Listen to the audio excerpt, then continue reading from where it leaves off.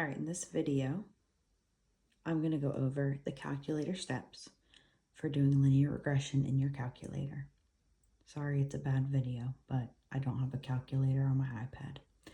All right, so I've got some made up data here from our race car activity. I'm going to start with my calculator. I'm going to hit Stat, and I'm going to select the first option, which is Edit, and it'll bring me to my list. I'm going to add my X's in L1 and my Y's in L2.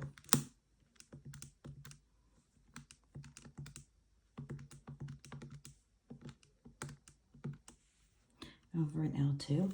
Now, if I had like random data in here that I didn't want, I can go up to the name of the list, L2, and I can hit clear on that name and hit enter. It'll clear them all for me. That's just a quick tip.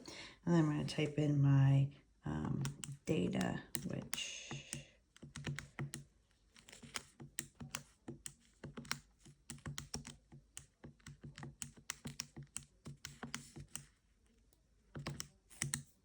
all right. Now it is important you should have the same amount of data in both of these lists.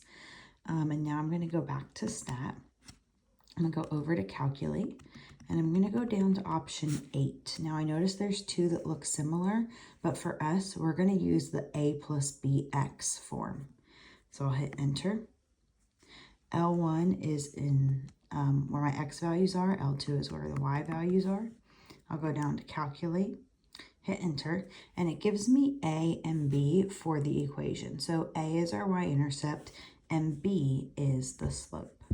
Now, I also would like it to calculate R and R squared for me. So in order to do that, I need to change the settings on my calculator. I'm going to go to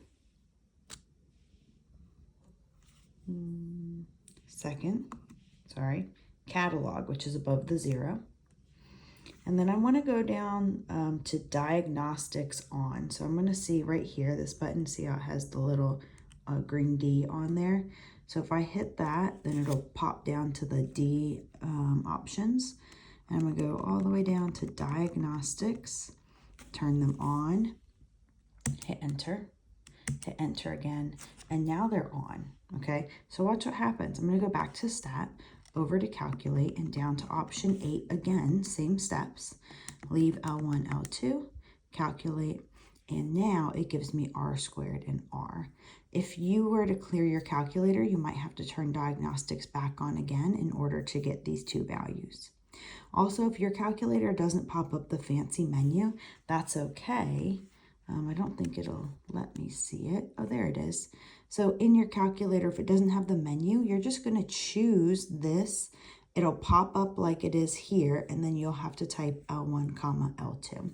To do that, the L1 and L2 buttons are above the 1 and 2. So I'll just hit second 1, and it'll give me L1.